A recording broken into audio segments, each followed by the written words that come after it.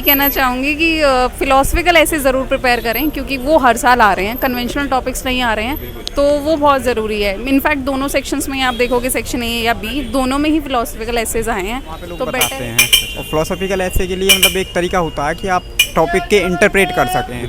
एक तो मतलब कोर थीम होती है, उसके बाद में आप उसके डिफरेंट डायमेंशंस जो आप उसके ब्रेक डाउन होता है कि हम जो चीज़ें कुछ पढ़ लेते हैं वही आ जाती हैं तो ईजी लगने लगता है, और वही चीज़ हम ना पढ़ें और वो आ जाती है तो फिर हार्ड लगने लगता है। बिल्कुल। ये सेकंड अटैम्प्ट था। अच्छा, फर्स्ट में मीडियम कौन सा? इंग्लिश मीडियम था। स्टार्ट में सर थोड़ा सा डर था कि मतलब कैसे अटैम्प्ट होगा, लेकिन एग्ज़ाम में बैठने के बाद में यही था कि माइंड को कूल रखना है।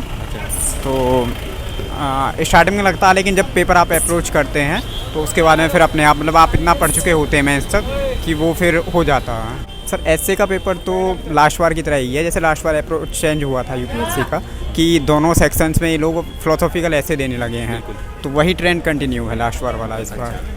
तो सर एसए के लिए मतलब जैसे पहले होता था कि एक सेक्शन प्योरली जीएस पर फोकस होता था और एक फिलोसॉफी पर, लेकिन लास्ट ईयर में चेंज आया है। अब इस बार से मतलब लास्ट ईयर से यूपीएससी दोनों सेक्शन फिलोसॉफिकल ऐसे करने लगी है, तो मतलब स्टूडेंट का जो ज़्यादा फोकस है वो फिलोसॉफिकल ऐसे पर होना चाहिए।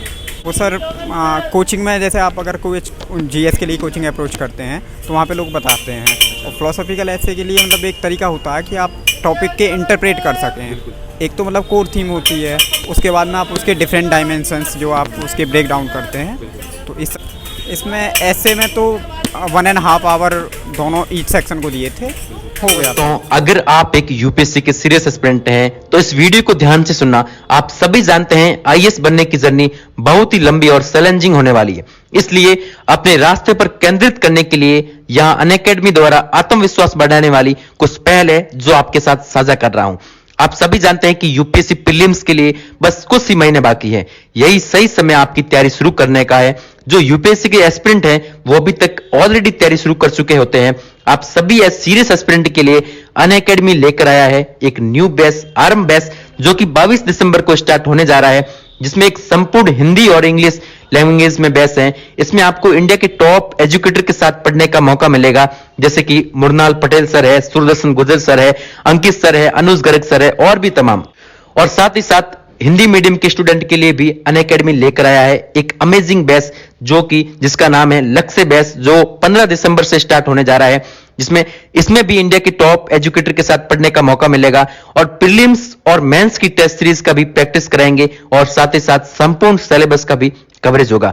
तो अब आप सभी एस्पिरेंट को पता चल गया है कि जल्दी से यूपीएससी की तैयारी शुरू करने से क्या क्या बेनिफिट हो सकते हैं। तो देरी किस बात की, आज ही सब्सक्रिप्शन लीजिए और अपनी यूपीएससी की तैयारी को शानदार, जानदार और वजनदार बनाइए और हमारा कोड SVO इस्तेमाल करना ना भूलें। 18 महीने के लिए सब्सक्रिप्शन पर भारी छूट का लाभ उठाएं और साथ ही साथ 40% तक का बचत करें, और हाँ 10% का एक्स्ट्रा डिस्काउंट पाने के लिए आप हमारा कोड SVO इस्तेमाल करना ना भूलें। ऐसे पेपर के हिसाब से तो ऑलमोस्ट सेम ही था। There were no as such defined topics जिन पे क्वेश्चंस थे। One was that a ship is not built for is safe in the harbor, but it is not built for that. And there was one on poets and their effect on the society, and there was one on adventurism versus romanticism. So many other topics like that, which were more of a philosophical context. Focus on the advices that were given by previous toppers and carefully and meticulously follow the syllabus. हाँ, जैसा कि पिछले कुछ सालों से आ रहा है, philosophical topic ज़्यादा थे, कन्वेंशनल टॉपिक्स नहीं थे एज़ यूजुअल हर बार की तरह। तो कुछ नया नहीं था और काफ़ी डिफ़िकल्ट, मैं कहूँगी कि जैसे चॉइसेस में काफ़ी डिफ़िकल्ट था। एक आधा ही था जो मुझे आता था तो वो मैंने कर दिया, बाकी डिफ़िकल्ट लगा मुझे थोड़ा सा पेपर। सर ये मेरा 3rd अटैम्प्ट है जी, मेंस मेरा 2nd है ये। पिछली बार एक्चुअली मैंने 2020 में लिखा था, नॉट लास्ट ईयर, तो उसके कंपैरिजन में ऐसे कि थोड़ा सा बिट डिफ़िकल्ट था।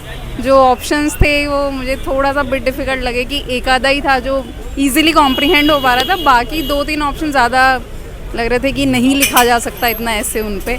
तो अनकन्वेंशनल था पेपर एज, उन्हीं का मैंने ऐसे मेंटरशिप प्रोग्राम लिया था, वहीं से मैंने किया है। मैं यही कहना चाहूँगी कि फ़िलोसफिकल ऐसे ज़रूर प्रिपेयर करें, क्योंकि वो हर साल आ रहे हैं, कन्वेंशनल टॉपिक्स नहीं आ रहे हैं, तो वो बहुत ज़रूरी है। इनफैक्ट दोनों सेक्शंस में आप देखोगे, सेक्शन ए या बी, दोनों में ही फ़िलोसफिकल एसेज आए हैं, तो बेटर है कि उस पर फोकस। आज का पेपर मतलब थोड़ा कॉम्प्लेक्स था।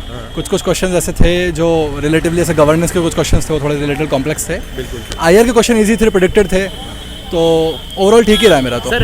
हाँ, एक्चुअली क्या होता है कि हम जो चीज़ें कुछ पढ़ लेते हैं वही आ जाती हैं तो ईजी लगने लगता है, और वही चीज़ हम ना पढ़ें और वो आ जाती है तो फिर हार्ड लगने लगता है। ओवरऑल पेपर ऐसे ही आते हैं यूपीएससी के, तो उसी पैटर्न पर था, GS1 GS2 दोनों। मेनली ये है कि करंट अफेयर्स रिलेटेड फोकस करो, न्यूज़पेपर्स को ज़्यादा पढ़ो, क्योंकि GS1, 2, 3 तीनों ही जो हैं काफ़ी क्वेश्चन जो है वो करंट स्पेसिफिक ही आ रहे हैं। बिल्कुल सर।